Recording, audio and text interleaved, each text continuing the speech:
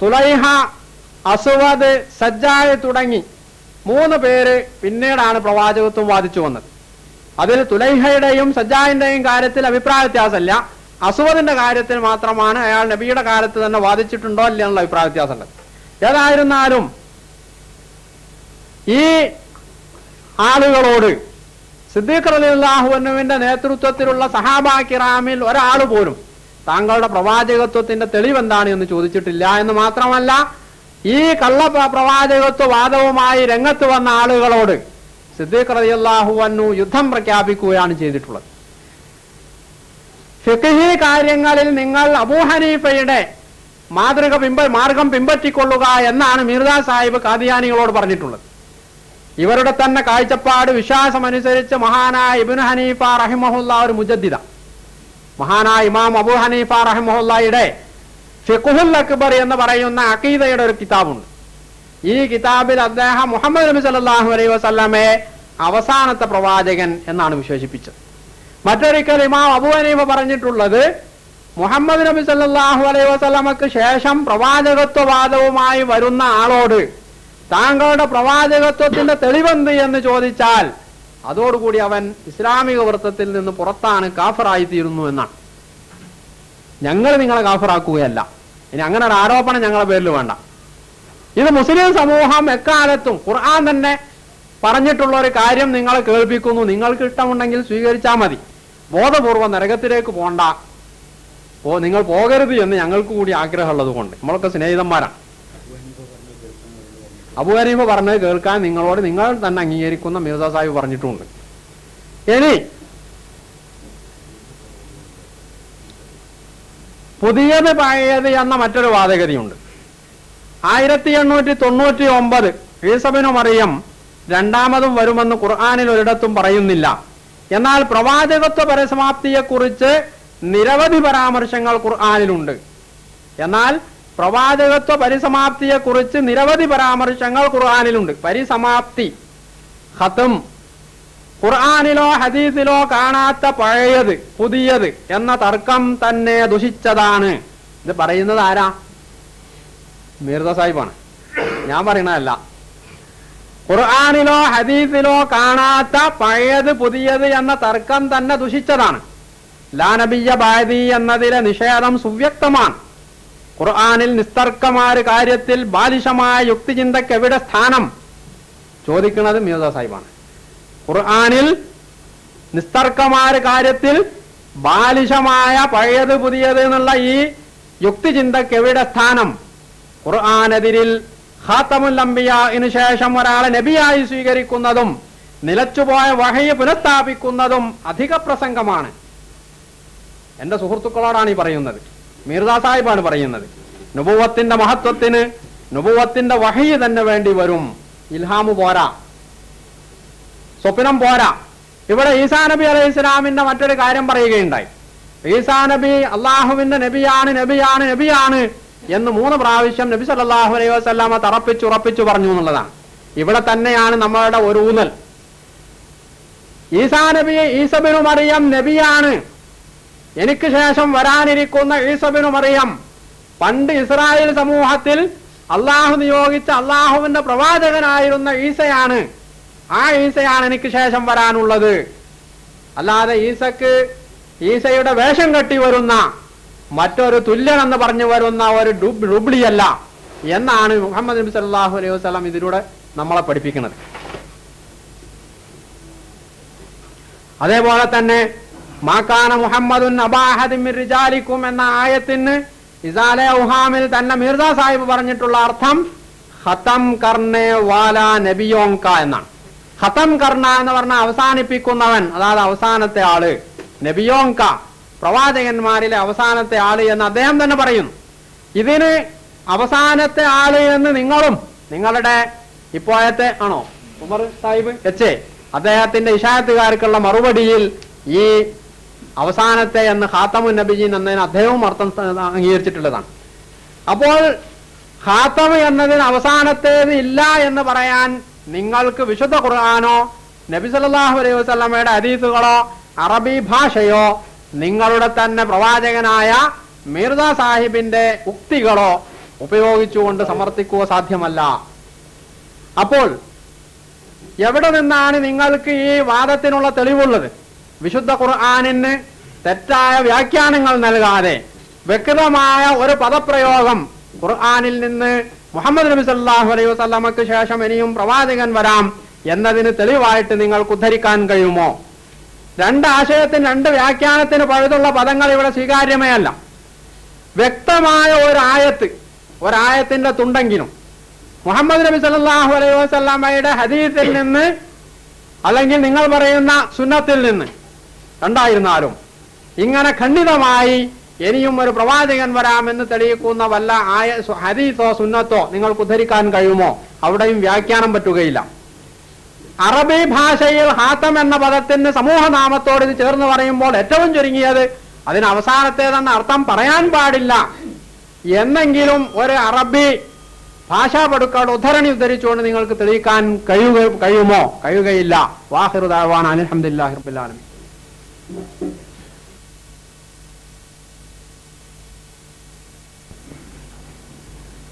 اللهم صل على محمد وعلى ال محمد وبارك وسلم انك حميد مجيد. അഭിനന്ദ സദസ്യരെ,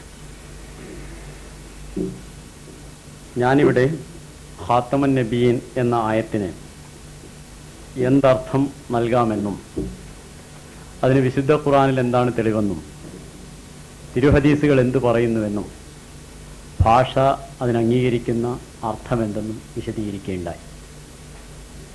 അതിനദ്ദേഹം ഖണ്ഡനമെന്നോണം ചില വാദങ്ങൾ ഇവിടെ ഉന്നയിച്ചു. അതിൻ്റെ മറുപടിയാണ് ഞാനിപ്പോൾ പറയുന്നത്. മുസ്ലിം ലോകത്തിനറിയാത്ത ഒരു വിശ്വാസമാണ് നബി സല്ലല്ലാഹു അലൈഹി വസല്ലമക്ക് ശേഷം ഒരു പ്രവാചകൻ വരുമെന്നുള്ളത് എന്നാണ് അദ്ദേഹം പറഞ്ഞത്.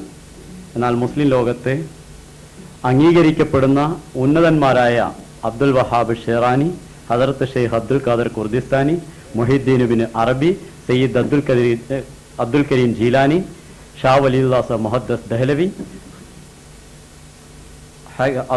അബു അബ്ദുല്ലാഹി മുഹമ്മദ് ബിൻ അലിയുൽ ഹസൻ അൽ ഹക്കീം അത്തിർമിരി തുടങ്ങിയിട്ടുള്ള മഹാന്മാർ ഖാത്തം എന്നുള്ളത് മുഹമ്മദ് മുസ്തഫ സല്ലല്ലാഹു അലൈഹി വസല്ലം തിരുമേനിയുടെ ഉമ്മത്തിൽ ഒരു പ്രവാചകൻ വരുന്നതിന് തടസ്സമല്ല എന്ന് എഴുതി വെച്ചിട്ടുണ്ട്.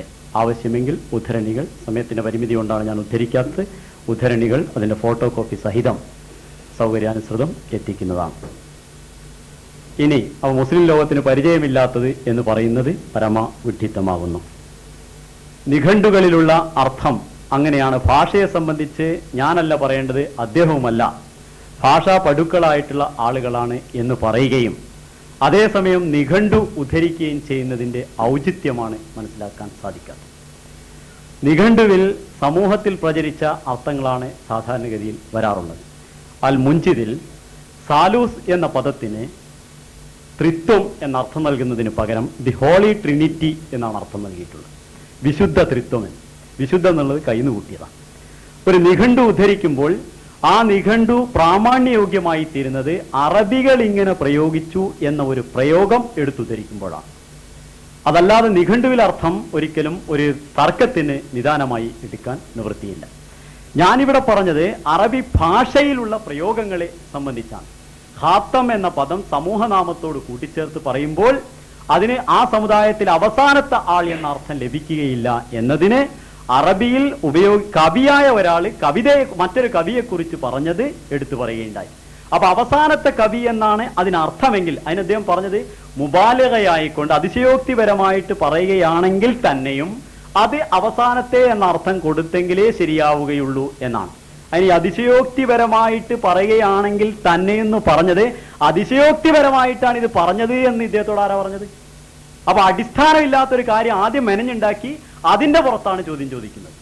അതിശയോക്തിപരമായിട്ടല്ല, അവരുടെ വിശ്വാസമാണ് അവർ വ്യക്തമായിട്ട് സത്യമായിട്ട് പറഞ്ഞിട്ടുള്ളത്. ഉദാഹരണമായി ഈ കോഴിക്കോട് കുറ്റിച്ചിറയിൽ ജിഫ്രി തങ്ങളുടെ മക്ബറയുടെ മുകളിൽ ഖാത്തമത്തുൽ ഔലിയ എന്ന് എഴുതിയിട്ടുണ്ട്. ഔലിയാക്കളുടെ ഖാത്തമാണ് അദ്ദേഹം എന്ന്. അത് അറബി അറിയുന്ന ആളുകളാണ് എഴുതിയിട്ടുള്ളത്. അത് ജിഫ്രി തങ്ങളുടെ മക്ബറ ഞങ്ങൾക്ക് പ്രമാണമെന്നല്ല പറഞ്ഞത്, അറബി ഭാഷയിലുള്ള പ്രയോഗമാണ് അവിടെ എഴുതിയിട്ടുള്ളത്. ഔലിയാക്കൾ അവസാനത്തെ ഔലിയാണ് എന്നല്ല ഉള്ളത്. ഈ കോഴിക്കോട് തന്നെ ഉള്ള സംഭവമാണ്. അങ്ങനെ ഭാഷയിൽ ഖാത്തം എന്ന് ഖാത്തമുൽ മുഫസ്സിരീൻ എന്ന് അവസാനത്തെ എന്നല്ല ശ്രേഷ്ഠൻ എന്ന അർത്ഥത്തിലാണ് എന്നത് ഖാത്തമുൽ മുഫസ്സിരീൻ എഴുതിയതിന് ശേഷവും മുഫസ്സിരീങ്ങൾ വന്നു എന്നത് തെളിവാണ്. അതേപോലെ ഖാത്തമുൽ മുഹദ്ദിസീൻ എന്ന് എഴുതിയതിന് ശേഷവും മുഹദ്ദിസീങ്ങൾ വന്നു എന്നുള്ളത് തെളിവാണ്. ഖാത്തമുൽ ശൂറ എന്ന് എഴുതിയതിന് ശേഷവും ഇവിടെ കവികൾ ഉണ്ടായി എന്നുള്ളത് ആ ഭാഷയിൽ ആ പ്രയോഗം ശ്രേഷ്ഠൻ എന്ന അർത്ഥത്തിലാണ് എന്നാണ് തെളിവ്.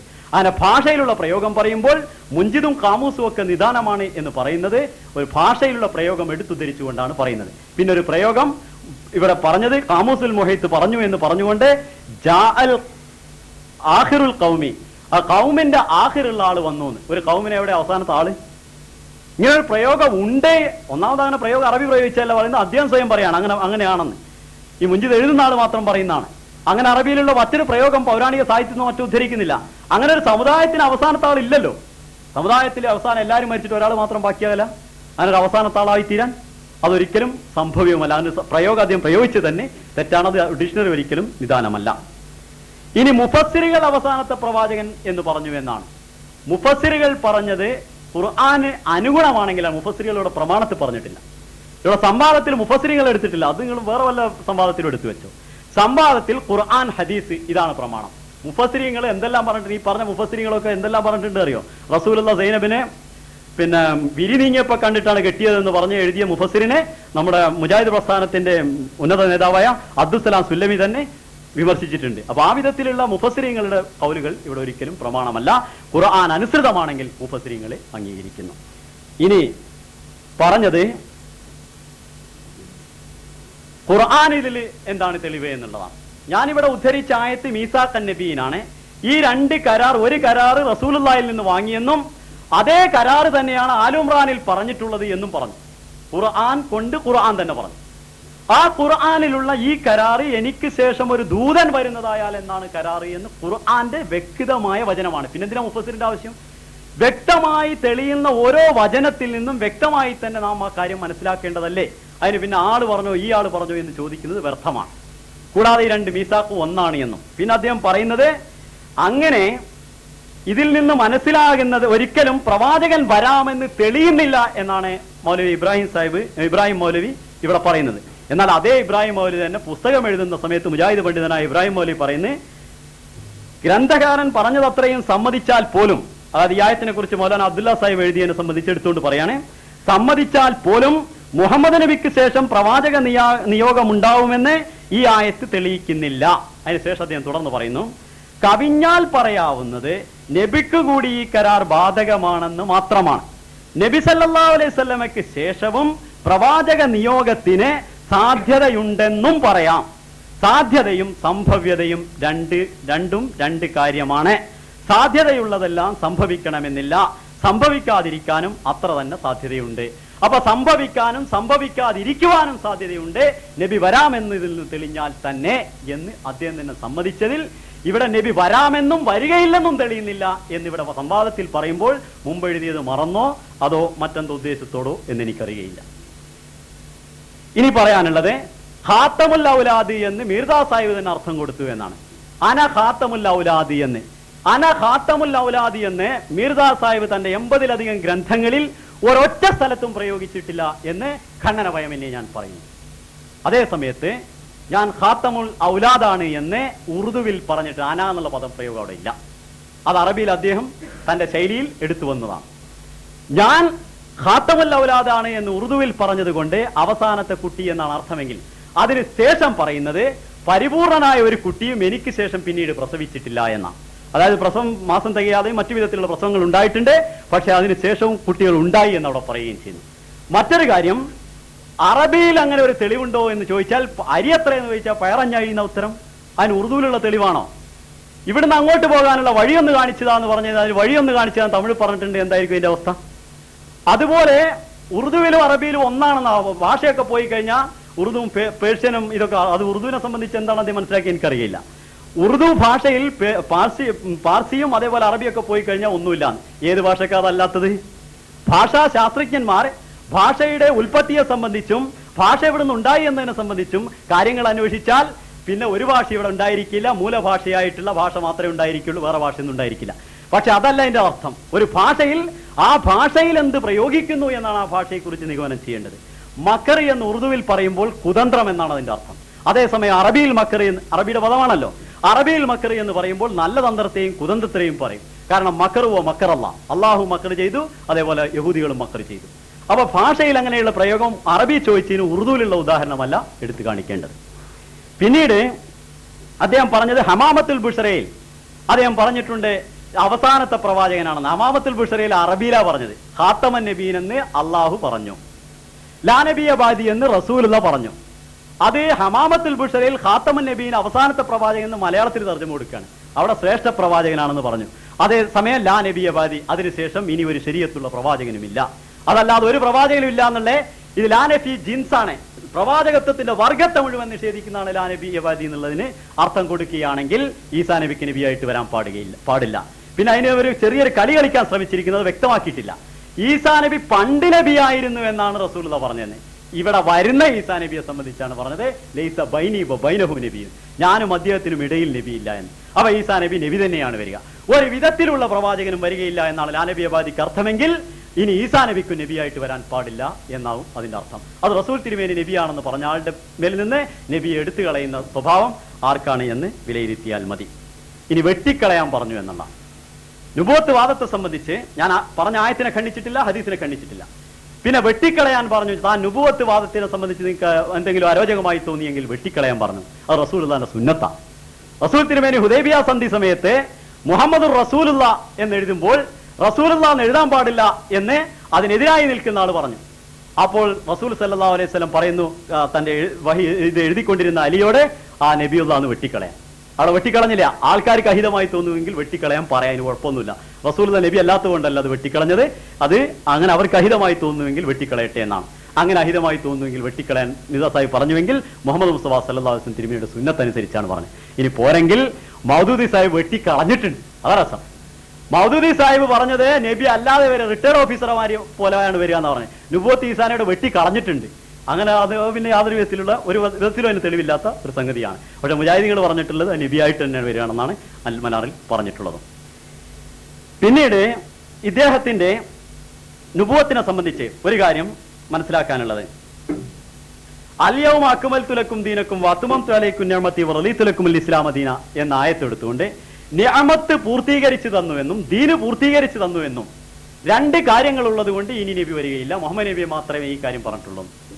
ഹദ്റത്ത് യൂസുഫ് നബി അലൈഹി ഇസ്ലാമിനെ നിഅമത്ത് പൂർത്തീകരിച്ചു കൊടുക്കുന്നതാണെന്ന് അദ്ദേഹം കണ്ട സ്വപ്നത്തിന് വ്യാഖ്യാനമായിക്കൊണ്ട് ഹദ്റത്ത് യാക്കൂബ് അലൈഹി ഇസ്ലാം യുത്തിമ്മു അലൈക നിഅമത്തുഹു, അള്ളാഹുവിന്റെ നിഅമത്ത് നിനക്ക് പൂർത്തീകരിച്ചു തരും എന്ന് യാക്കൂബ് നബി അലൈഹി ഇസ്ലാം പറയുകയുണ്ടായി. ആ നിയമത്ത് പൂർത്തീകരിച്ചതിന് ശേഷം യൂസുഫ് നബിക്ക് ശേഷം ഒരു നബി വന്നിട്ടില്ല ഇങ്ങോട്ട്.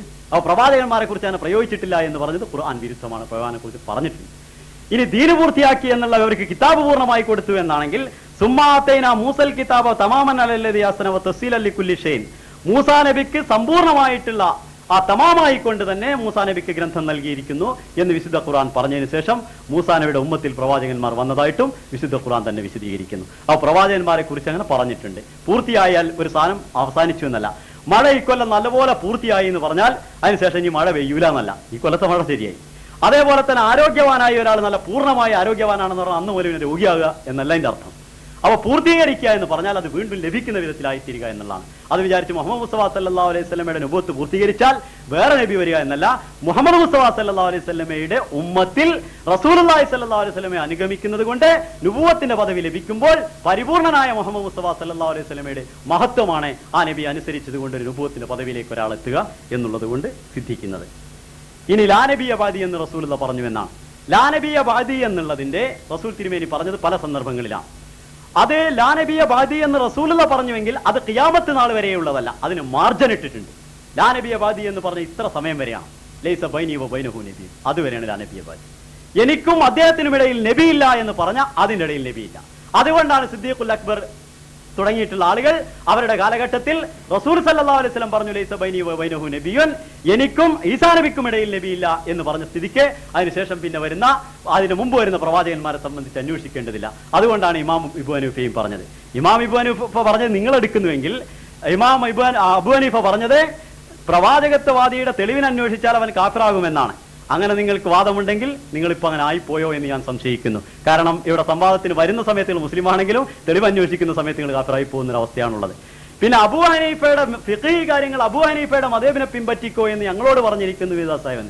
അത് ഖുർആനിൽ നിന്ന്, ഹദീസിൽ നിന്ന്, സുന്നത്തിൽ നിന്ന്, ഹദീസിൽ നിന്ന് ഒരു തെളിവും കിട്ടാതെ വരുമ്പോൾ അത്തരം കാര്യങ്ങളിൽ നിങ്ങൾ അബൂ ഹനീഫ പറഞ്ഞതിന് നിങ്ങൾക്ക് അനുസരിക്കാവുന്നതാണോ? അല്ല, അബൂ ഹനീഫ പറഞ്ഞൊക്കെ തപ്പിക്കോളാനല്ല പറഞ്ഞു. അത് എന്താണ് കാരണം? മുജാഹിദീങ്ങളുടെ അനിഷേധ നേതാവായിരുന്ന മുഹമ്മദ് ഹുസൈൻ ബട്ടാലവിയും ഒരു ചേകന്നൂരുവാദിയുടെ പണ്ടത്തെ കാലത്ത് ഉണ്ടായിരുന്ന ഒരു ചെങ്ങായി മുഹമ്മദ് ഒരു ചക്കടാലവി എന്ന് പറഞ്ഞൊരു മൗലവിയും തമ്മിൽ ഖുർആനാണ് പ്രമാണം അല്ല ഹദീസാണ് പ്രമാണം എന്ന് രണ്ട് തർക്കിച്ചപ്പോൾ അതിനൊരു റിവ്യൂ എഴുതി. ഖുർആനും ഹദീസിന്റെയും പ്രമാണം, ഖുർആൻ ആദ്യം എടുക്കണം, സുന്നത്ത് പിന്നെ എടുക്കണം, ഹദീസ് പിന്നെ എടുക്കണം, അതിനുശേഷമാണ് ബാക്കിയുള്ള കാര്യങ്ങൾ എടുക്കേണ്ടത് എന്ന് റിവ്യൂ എഴുതിയതാണ് അത്. അതല്ലാതെ വേറെ പിന്നെ ഞങ്ങളോട് ഇങ്ങനെ ഫിക്ക് എടുത്തോളി എന്ന് പറഞ്ഞത് ഒരു സംഭവമല്ല അത്. ഇനി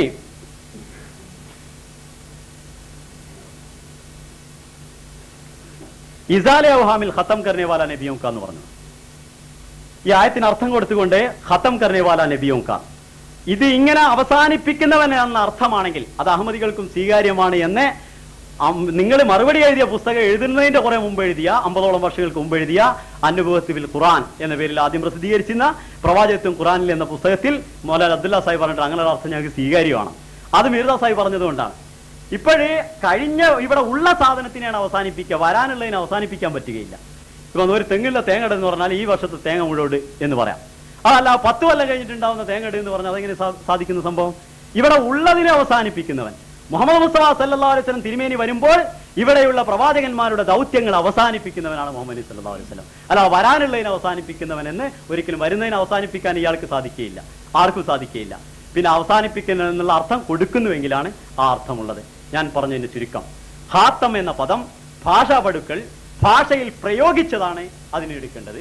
പ്രയോഗത്തിൽ വന്നിട്ടുള്ളത് ഖാത്തമുൽ മുഫസ്സിരീൻ, ഖാത്തമുൽ ശുറ, ഞാൻ കവിതയിൽ ഉദ്ധരിച്ചു, ഇനി ആവർത്തിക്കേണ്ട ആവശ്യമില്ല. ശ്രേഷ്ഠൻ എന്ന അർത്ഥത്തിലാണ് ഖാത്തം എന്ന് പ്രയോഗിച്ചിട്ടുള്ളത്. അവസാനത്തെ എന്നാൽ ഇത് പിന്നെ ഭാഷയിലുള്ള അർത്ഥം അതാണെന്ന് പറയുന്നു.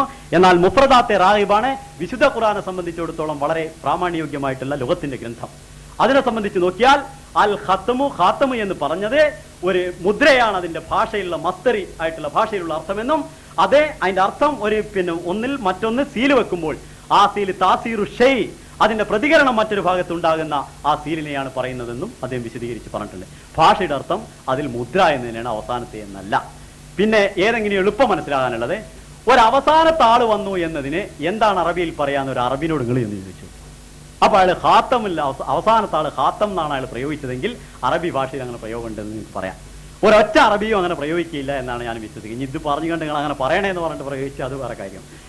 സാധാരണഗതി അറബി ഭാഷയിൽ നിങ്ങൾ അറബിയിലൊക്കെ പോകുന്ന ആളുകളാണ്, അവരോടൊന്ന് ചോദിച്ചു നോക്കി ഇങ്ങനെ പറയുമ്പോൾ എന്താ ചെയ്യാൻ, അതിന് വേറെയാണ് അറബിയിലുള്ള പ്രയോഗം.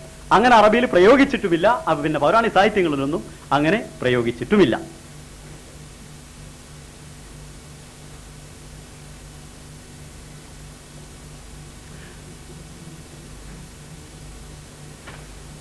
പിന്നെ സൂഫി ചിന്തകളാണ് ഞങ്ങളുടെ ശരീരത്തിന്റെ ചിന്തയിലേക്ക് എത്തിയതെന്ന്.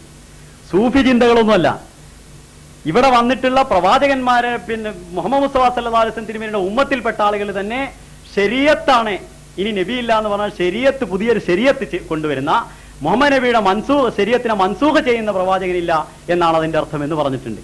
അതുകൊണ്ട് അത് സൂഫിയുടെ ചിന്തയല്ല. സൂഫിയുടെ ചിന്ത എന്ന് പറഞ്ഞാൽ മോശമുള്ള ചിന്ത എന്നല്ല, സൂഫിസം തന്നെയാണ് യഥാർത്ഥത്തിൽ ഇസ്ലാം. സൂഫി എന്നുള്ള വാക്കിന്റെ അർത്ഥം പിന്നെ കോട്ടൺ നൂലെന്നാണ്. ആ വിധത്തിലുള്ള ജീവിതം നയിക്കലാണ് സൂഫിസം. അതനുസരിച്ച് പിന്നെ ഒരാൾ ജീവിക്കുന്നുവെങ്കിൽ അത് സൂഫിസമാണ്. പക്ഷെ അത് വിചാരിച്ച് മുറുക്കി തുപ്പി മസ്താനായി നടക്കുന്ന സൂഫിസം അല്ല. അതിനെ ഞങ്ങളും അധിക്ഷേപിക്കുന്നു, അതിനെ ഞങ്ങളും അപലപിക്കുന്നു. ഇനി ഞാനൊരു കാര്യം പറഞ്ഞു, അതിന് മറുപടി പറഞ്ഞില്ല. വലാലത്തിന്റെ അഖീദയാണ് ഇതെന്ന് പറയുകയുണ്ടായി. നബി വരൂല എന്ന് പറയൽ ഖുർആനിൽ പറഞ്ഞിരിക്കുന്ന വലാലത്തിന്റെ അഖീദയാണ്. അതിനെ സംബന്ധിച്ച് ഒന്നും അദ്ദേഹം പരാമർശിച്ചിട്ടില്ല. അത് പരാമർശിക്കാത്തത് അത് എന്തുകൊണ്ടാണെന്ന് എനിക്ക് മനസ്സിലാകുന്നില്ല. ഞാനിപ്പോൾ ഒരു സംവാദത്തിന്റെ ശൈലി അനുസരിച്ച് അത് പരാമർശിക്കാൻ അദ്ദേഹത്തിന് സാധിക്കാത്തത് കൊണ്ടാണ് എന്നാണ് എനിക്ക് പറയാനുള്ളത്. അല്ലെങ്കിൽ ഇത്രയും 40 മിനിറ്റ് വിശദീകരിക്കുമ്പോൾ ഒരു വലാലത്തിന്റെ അഖീദയാണ് നിങ്ങളുടെ അഖീദ എന്ന് വിശുദ്ധ ഖുർആൻ ഉദ്ധരിച്ചുകൊണ്ട് ഞാൻ പറയുമ്പോൾ അത് വലാലത്തിന്റെ അഖീദയല്ല, അത് ശരിക്കുള്ള അഖീദയാണെങ്കിൽ അതിനെ സംബന്ധിച്ചായിരുന്നു ഇത്രയും പിന്നെ നിങ്ങളുടെ രോഷത്തെ, ഈമാനിക രോഷത്തെ എടുത്ത് ചോദിക്കുന്ന വിധത്തിലുള്ള ചോദ്യമായതുകൊണ്ട് അതിനായിരുന്നു 40 മിനിറ്റിൽ നിങ്ങൾ സമയം കണ്ടെത്തേണ്ടിയിരുന്നത്. അതൊരിക്കലും നിങ്ങൾ കണ്ടെത്തിയില്ല എന്നുള്ളത് അത് വലാലത്തിന്റെ അഖീദയാണ് എന്ന് മൗനമായി സമ്മതിക്കുന്നു എന്നതിന് തെളിവാണെന്ന് ഞാൻ മനസ്സിലാക്കുന്നു. വിശുദ്ധ ഒരു ഈ ഖത്തമുൻ നബീനെ സംബന്ധിച്ച് കിതാബ് ഖത്തമുൽ ഔലിയ എന്ന പുസ്തകത്തിൽ പറയുന്നത് ഇപ്രകാരമാണ്. അത് പറഞ്ഞുകൊണ്ട് ഞാൻ നിർത്താം. യളുന്നു അന്ന ഖാത്തമൻ നബിയീന തഅവീലുഹു അന്നഹു ആഖിറുഹും മബഅസൻ. ഖാത്തമൻ നബിയീൻ എന്നതിനെ നബി സല്ലല്ലാഹു അലൈഹി വസല്ലം ഏറ്റവും അവസാനമായി നിയോഗിതനായ പ്രവാചകനാണ് എന്ന് വിചാരിക്കുന്നു. ഫഅയ്യു മൻഖബത്തിൻ ഫീ ഹാദാ, ഇതിലെന്ത് പിന്നെ ശ്രേഷ്ഠതയാണ്, എന്തൊരു പദവിയാണ് ഇതിനകത്തുള്ളത്. വഅയ്യു ഇൽമിൻ ഫീ ഹാദാ, എന്ത് ജ്ഞാനപരമായ കാര്യമാണ് അതിനകത്തുള്ളത്. ഹാദാ തഅ്വീലുൽ ബുൽബുൽ ജുഹല, ഇത് കേവലം ജാഹിലികളുടെ ഒരു വ്യാഖ്യാനം മാത്രമാകുന്നു, അതല്ലാതെ ഇതിന് യാതൊരു ഇതുമില്ല. ഇതേപോലെ തന്നെ മുഹമ്മദ് ഖാസിം നാനത്തവി, ദേവബന്ദിന്റെ സ്ഥാപകനായ മുഹമ്മദ് ഖാസിം നാനത്തവി തഹദീറുൻ നാസ് എന്നൊരു പുസ്തകം തന്നെ എഴുതിക്കൊണ്ട് ഖാത്തമുൻ നബീൻ എന്നുള്ളതിന് അവസാനത്തെ പ്രവാചകൻ എന്ന അർത്ഥമില്ല എന്നും, മുഹമ്മദ് മുസ്തഫ സല്ലല്ലാഹു അലൈഹി വസല്ലം തിരുമേനിക്ക് ശേഷം ഒരു പ്രവാചകൻ വരുന്നതായാലും ഖാത്തമിയത്തെ മുഹമ്മദിയാമെ കോയി പറക്കനഹിയായക, ഖാത്തം മുഹമ്മദ് നബിയുടെ ഖാത്തമാണ് എന്നുള്ളതിന് യാതൊരു സംഭവിക്കുകയില്ല എന്നും വ്യക്തമായിട്ട് എഴുതിയിട്ടുണ്ട്.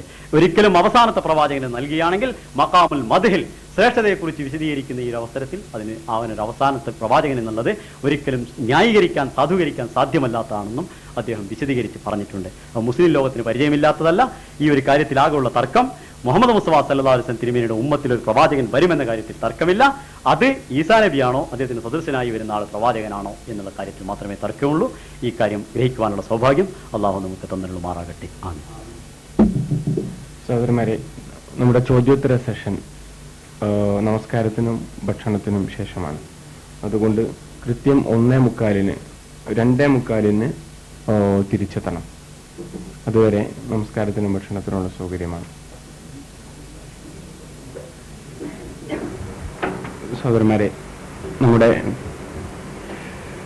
രണ്ടാമത്തെ സെഷനിന്റെ ചോദ്യോത്തര സന്ദർഭമാണ്. അഹമ്മദിയ പക്ഷത്തിൽ നിന്ന് ആണ് ചോദ്യം. ആദ്യത്തെ 30 മിനിറ്റ് ഉത്തരം പറയുമ്പോൾ 5 മിനിറ്റിൽ ഒതുക്കാൻ ശ്രമിക്കുക. ചോദ്യം വല്ലാതെ ദൈർഘ്യതയും ശ്രദ്ധിക്കുക. ചോദ്യം ചോദിക്കാൻ വേണ്ടി അഹമ്മദി പക്ഷത്തെ ക്ഷണിക്കും.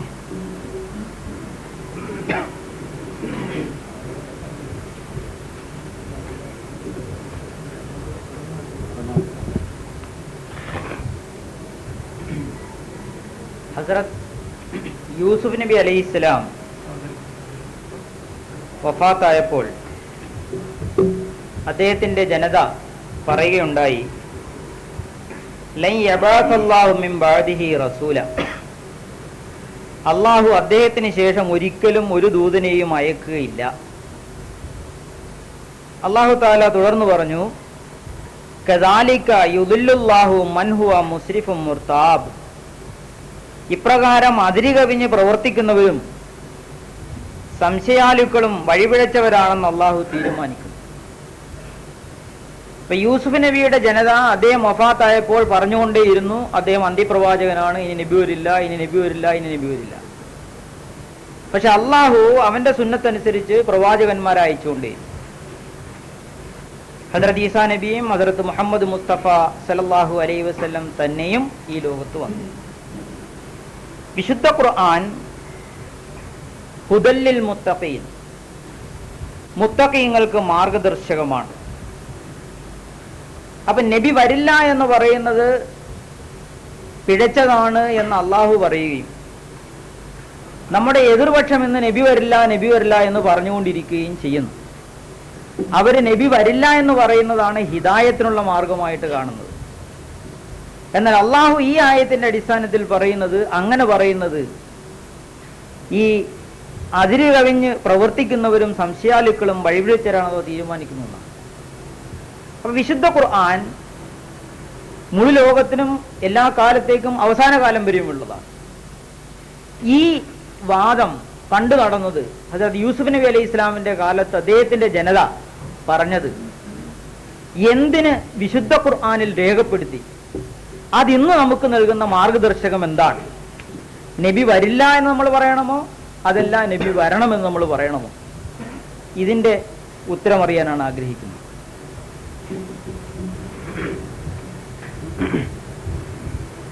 അസ്സലാമു അലൈക്കും. അൽഹംദുലില്ലാഹി വസ്സലാത്തു വസ്സലാമു അലാ റസൂലില്ലാഹി വഅലാ ആലിഹി വഅസ്ഹാബിഹിൽ ഫായിസീന ബിറളില്ലാഹി അമ്മാ ബഅദ്. സൂറ ഗാഫിറിൽ 34-ാമത്തെ ആയത്തിന്റെ അവസാന ഭാഗത്തുള്ള കദാലിക യുദില്ലുല്ലാഹു മൻ ഹുവ മുസ്രിഫും മുർതാബ് എന്ന ഈ വാക്യമാണ് ഇവിടെ ചോദ്യകർത്താവ് ഉദ്ധരിച്ചിട്ടുള്ളത്. യൂസുഫ് അലൈഹിസ്സലാമിനെ സംബന്ധിച്ച് ആ സമൂഹം വെച്ചു പുലർത്തിയിരുന്ന ഒരു തെറ്റായ ധാരണയെ ആണ് ഇവിടെ ഖുർആൻ ഖണ്ഡിച്ചിട്ടുള്ളത്.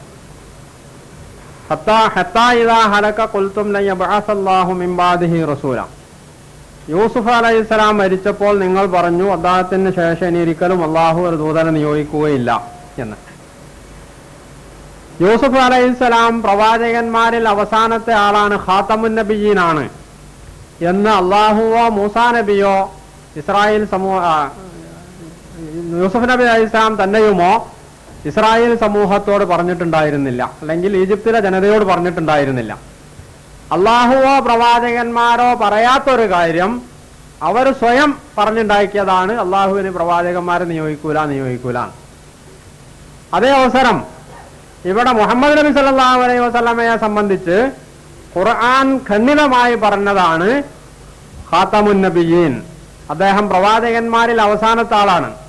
മാത്രവുമല്ല ഈ ഖാതമുൻ നബിയീൻ കൊണ്ടുള്ള ഉദ്ദേശം എന്താണ് എന്ന് മുഹമ്മദ് നബി സല്ലല്ലാഹു അലൈഹി വസല്ലമയും അർത്ഥശങ്കക്കുമിടയില്ലാത്ത വിധം പ്രസ്താവിച്ചിട്ടുണ്ട്. തുടർന്ന് ഈ ആയത്തിൽ പറഞ്ഞിട്ടുള്ള എന്താണ്?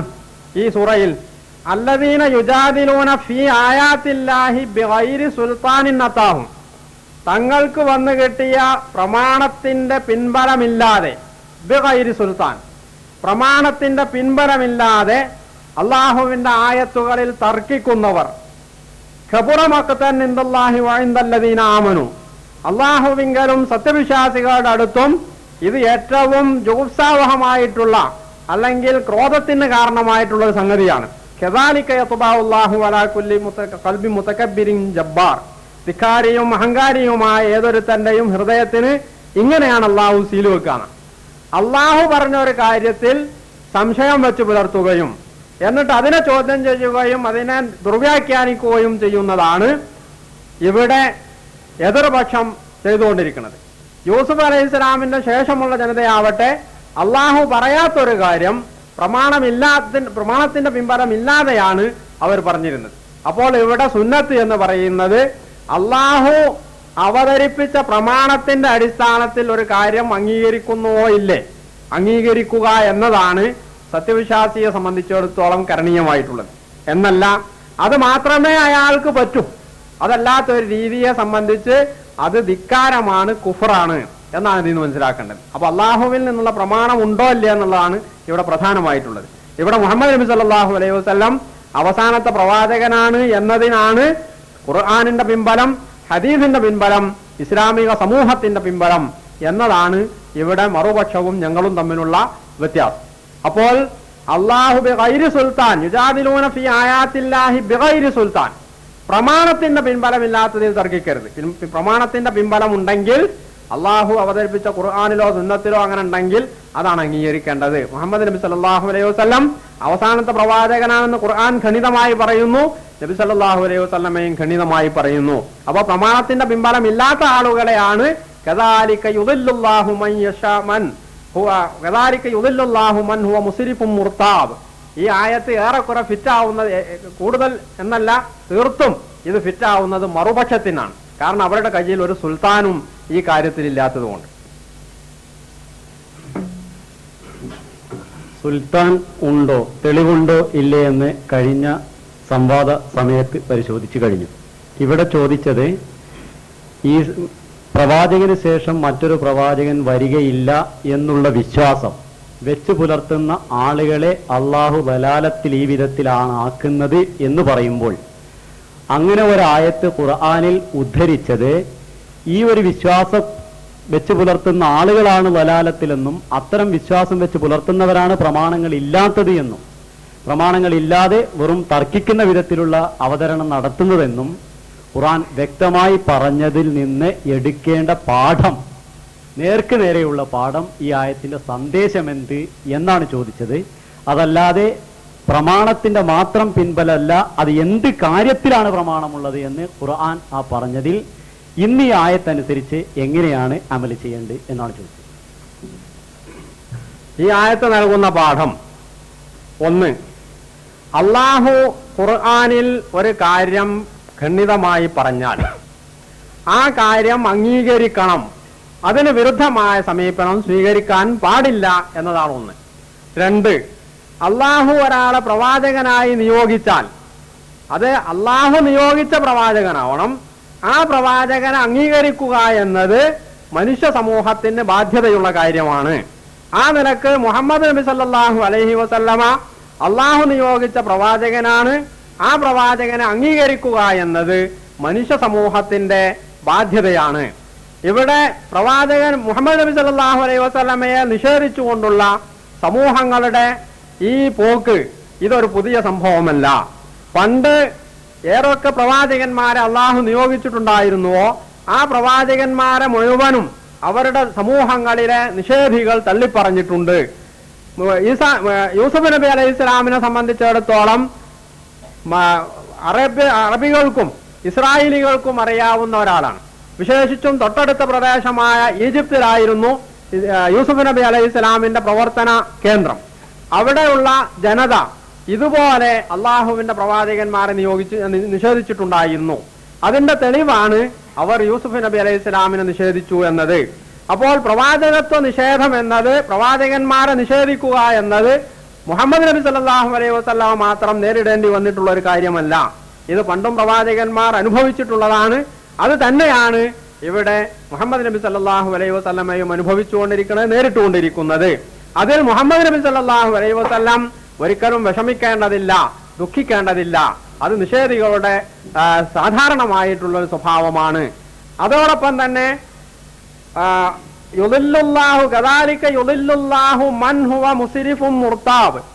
ആരാണ് മുസ്രിഫും മുർത്താബും, ആരെയാണ് ധിക്കാരിയും സംശയാലുവുമായി പരിഗണിക്കേണ്ടത്?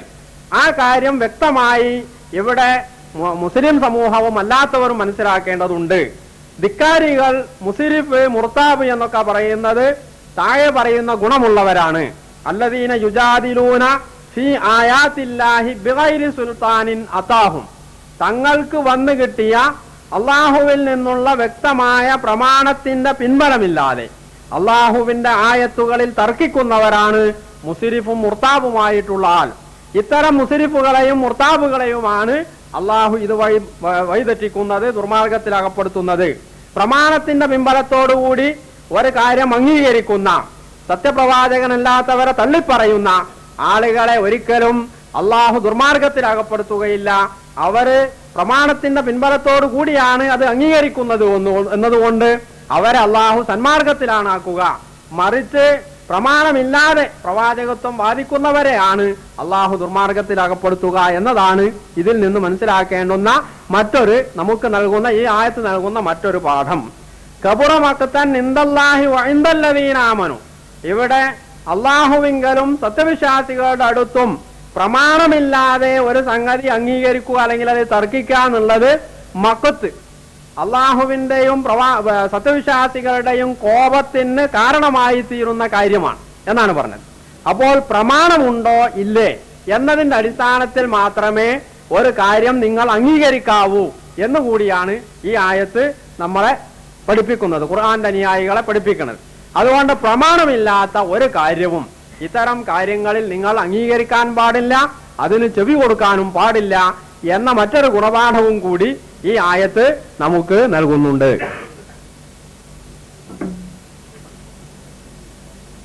പ്രമാണമില്ലാതെ തർക്കിക്കുന്ന ആളുകളെ സംബന്ധിച്ചാണ് ഈ പറഞ്ഞത് എന്നാണ് പറയുന്നത്. ഞാൻ അതിന് എതിരഭിപ്രായക്കാരനല്ല, അതങ്ങനെ തന്നെയാണ്, ഖുർആന്റെ വചനമാണ്. പക്ഷെ കദാലിക യുദില്ലുല്ലാഹു, അള്ളാഹു ഇപ്രകാരം ലലാലത്തിലാണെന്ന് വിധിക്കുന്നു അഥവാ ലലാലത്തിലാക്കുന്നു. മൻഹുവ മുസ്രിഫും മുർത്താബ്, ആരാണോ ഇസ്രാഫ് ചെയ്യുകയും സംശയാലുവായി തീരുകയും ചെയ്യുന്നു അയാളെ എന്ന് പറഞ്ഞത് ഈ ആയത്തിന്റെ മുകളിലുള്ള ആളുകളെ കുറിച്ചല്ലേ? അല്ലൻ യബ്അസല്ലാഹു മിൻ ബഅദിഹി റസൂല, ഒരിക്കൽ ഖുൽതും ലൻ യബ്അസല്ലാഹു മിൻ ബഅദിഹി റസൂല, ഇതിനു ശേഷം ഒരു പ്രവാചകനെയും റസൂലിനെയും അള്ളാഹു നിയോഗിക്കുകയില്ല എന്ന് പറയുന്ന ആളുകളുടെ ആ പറഞ്ഞ വാക്കുകളെ ഉദ്ധരിച്ചുകൊണ്ട് കദാലിക, അപ്രകാരമാണ് അള്ളാഹു ലലാലത്തിലാക്കുന്നത് എന്ന് പറയുകയും, അപ്പോൾ അങ്ങനെ ഉദ്ധരിക്കുന്ന ആളുകൾ ഇനി നബി വരില്ല എന്ന് പറയുന്ന ആളുകളാണ് പിന്നെ തെളിവില്ലാതെ പ്രമാണങ്ങളുടെ പിൻബലമില്ലാതെ തർക്കിക്കുന്നവരെന്നും, അങ്ങനെ തർക്കിക്കുന്നവരാണ് യഥാർത്ഥത്തിൽ യത്ബഉല്ലാഹു, അള്ളാഹു ഇത്തരം അഹംഭാവികളുടെയും തോന്നിവാസികളെയും അള്ളാഹു ഹൃദയങ്ങളിൽ മുദ്ര വെക്കുന്നു എന്നും തുടർന്ന് പറഞ്ഞിട്ടുള്ളത്. അതല്ലാതെ ഇത് നബി വരില്ല എന്ന് പറയുന്നതിന് വരുമെന്ന് പറയുന്നതാണ് ഈ തെളിവുകളെന്ന് സമർത്ഥിക്കണമെങ്കിൽ ഈ ആയത്തിൽ അങ്ങനെ വല്ല കാര്യവും എടുത്തു പറഞ്ഞിട്ടുണ്ടോ? നബി വരികയില്ല എന്നുള്ളതിനല്ലേ പ്രമാണമില്ലാതെ തർക്കിക്കുന്ന കാര്യം പറഞ്ഞിട്ടുള്ളത്. അങ്ങനെയുള്ളൊരു ആയത്തോതുമ്പോൾ മുസ്ലിം സമുദായം ഓതിക്കൊണ്ടിരിക്കുന്ന ഈ ഖുർആനിൽ നിന്ന് എന്ത് പാഠം? അതിന് തിരിച്ചുള്ള പാഠമാണോ അതോ നബി വരികയില്ല എന്ന് പറയുന്നതിന് എതിരായിട്ടുള്ള പാഠമാണോ എടുക്കേണ്ടത്? ഈ പരാമർശം ഈ തൊട്ടുമുകളിലുള്ള ആയത്തിൽ നിന്നല്ല യഥാർത്ഥത്തിൽ തുടങ്ങുന്നത്. സൂറത്ത് ഗാഫിറിൽ മൂസാ നബി അലൈഹി സ്വലാമിനെ സംബന്ധിച്ചുള്ള പരാമർശം അത് കുറെ മുകളിൽ നിന്ന് തുടങ്ങുന്നതാണ്. ഇത് പറഞ്ഞതാരാണ്? വഖാലല്ലദീ ആമന, ഫിർഔന്റെ സമൂഹത്തിൽ നിന്ന് വിശ്വസിച്ച ആ വ്യക്തി പറഞ്ഞു, യാ ഖൗമി ഇന്നി അഖാഫു അലൈക്കും മിസ്ല യൗമിൽ അഹ്സാബ്, എന്റെ സമൂഹമേ, നിങ്ങൾക്ക് ശത്രു സംഘങ്ങൾക്ക് വന്നു ഭവിച്ചതുപോലുള്ള ഒരു ശിക്ഷയുടെ നാൾ ഞാൻ ഭയപ്പെടുകയാണ്. മിസ്ല ദഅബി ഖൗമി നൂഹിൻ വആദിൻ വസമൂദ വല്ലദീന മിൻ ബഅദിഹിം വമല്ലാഹു യുരീദു ദുൽമൻ ലിൽ ഇബാദ് വയാ ഖൗമി ഇന്നി അഖാഫു അലൈക്കും യൗമത് തനാദ് യൗമ തുവല്ലൂന മുദ്ബിരീൻ എന്ന് പറഞ്ഞുകൊണ്ട് ഇസ്രായേൽ ഫറോവയുടെ ആളുകളിൽപ്പെട്ട ഈ വിശ്വസിച്ച മനുഷ്യൻ തന്റെ ജനതയോട് മൂസാ നബി അലൈഹി സ്വലാമിന്റെ റിസാലത്ത് അത് അംഗീകരിക്കാൻ നിർദ്ദേശിക്കുകയാണ് ഇവിടെ ചെയ്യുന്നത്. വജാ റജുലുൻ മിൻ അഖ്സൽ മദീനത്തി യസ്ആ, ആ പട്ടണത്തിന്റെ അങ്ങേ തലക്കൽ നിന്ന് ഓടിക്കിതച്ചുകൊണ്ട് ഒരു മനുഷ്യൻ വന്നു എന്ന് പറഞ്ഞുകൊണ്ട് ആ മനുഷ്യൻ തന്റെ ജനതയോട് പറയുകയാണ്, വലഖദ് ജാഅക്കും യൂസുഫു മിൻ ഖബൽ, ഇവിടെ മൂസാ നബി അലൈഹി സ്വലാം ആണ് ഇപ്പം വന്നിട്ടുള്ളത്. മൂസക്ക് മുമ്പ് ഇവിടെ യൂസുഫ് വന്നിട്ടുണ്ടായിരുന്നു ബിൽ ബജീനാത്തി ഫമാസിൽതും ഫീ ശക്കിൻ മിമ്മാ ജാഅക്കും ബിഹി, അദ്ദേഹം നിങ്ങളുടെ അടുത്ത് കൊണ്ടുവന്നതിൽ നിങ്ങൾ സംശയാലുക്കളായി കഴിഞ്ഞുകൂടി. ഹത്താ ഇദാ ഹലക ഖുൽതും ലൻ യബ്അസല്ലാഹു മിൻ ബഅദിഹി റസൂല, യൂസുഫിന് ശേഷം യൂസുഫ് മരിച്ചപ്പോൾ നിങ്ങൾ പറഞ്ഞു ഇനി യൂസുഫിന് ശേഷം അള്ളാഹു ഒരു പ്രവാചകനെ നിയോഗിക്കൂല. അപ്പോൾ യൂസുഫ് നബി ആയിരുന്നു എന്ന് നേരത്തെ അംഗീകരിക്കാത്തൊരു വിഭാഗം അദ്ദേഹത്തിന്റെ കാലശേഷം മൂസാ നബി അലൈഹി സ്വലാം വന്നപ്പോൾ മൂസാ നബി അലൈഹി സ്വലാമിനെ സംബന്ധിച്ചും വിശ്വസിക്കാൻ കൂട്ടാക്കാതിരുന്ന ഒരു വിഭാഗത്തെ തനി നിഷേധികളായ വിഭാഗത്തോടാണ് ഈ ഖുർആനിൽ ഈ ആള് ഇത് പറഞ്ഞു എന്ന് ഖുർആൻ ഉദ്ധരിക്കുന്നത്. അല്ലാതെ ഖുർആൻ ഇത് മക്കയിലെയോ മദീനയിലെയോ ആളുകളെ സംബന്ധിച്ച് പണ്ട് യൂസുഫ് നബിയെ സംബന്ധിച്ച് നിങ്ങളും ഇങ്ങനെ പറഞ്ഞിരുന്നു എന്ന് അവരോട് പറയുന്നതല്ല. ഒരു സംഭവം എടുത്തുദ്ധരിക്കുകയാണ്. എന്നിട്ട് എന്താണ് അവരതിന് ന്യായം പറഞ്ഞത്? അള്ളാഹുവിന്റെ അടുത്ത് നിന്നുള്ള ഒരു പ്രമാണവുമില്ലാതെ അള്ളാഹു യൂസുഫ് നബി അലൈഹി സ്വലാമിന് ശേഷം ഇനി പ്രവാചകനെ നിയോഗിക്കുകയില്ല എന്ന അവരുടെ സ്വന്തം നിഗമനത്തെ ആധാരമാക്കിക്കൊണ്ട് പറഞ്ഞതാണ്. അതല്ലാതെ അവരുടെ കയ്യിൽ ഒരു തെളിവുണ്ടായിരുന്നില്ല. കദാലിക, ഇപ്രകാരം എന്നിടത്താണ് ഇവിടെ അടിവരയിട്ടിട്ടുള്ളത്. എന്താണ് ഈ കദാലിക? അപ്രകാരം എന്ന് പറഞ്ഞിടത്ത് യൂസുഫ് നബിയുടെ ശേഷം ഇനി അള്ളാഹു ഒരു പ്രവാചകനെയും നിയോഗിക്കുകയില്ല എന്നതാണ് ഇവിടെ അടിവരയിടേണ്ട പ്രശ്നമെങ്കിൽ മൂസാ നബി അലൈഹി സ്വലാം പ്രവാചകന്മാരിൽ അവസാനത്തെ ആളായിരുന്നു എന്ന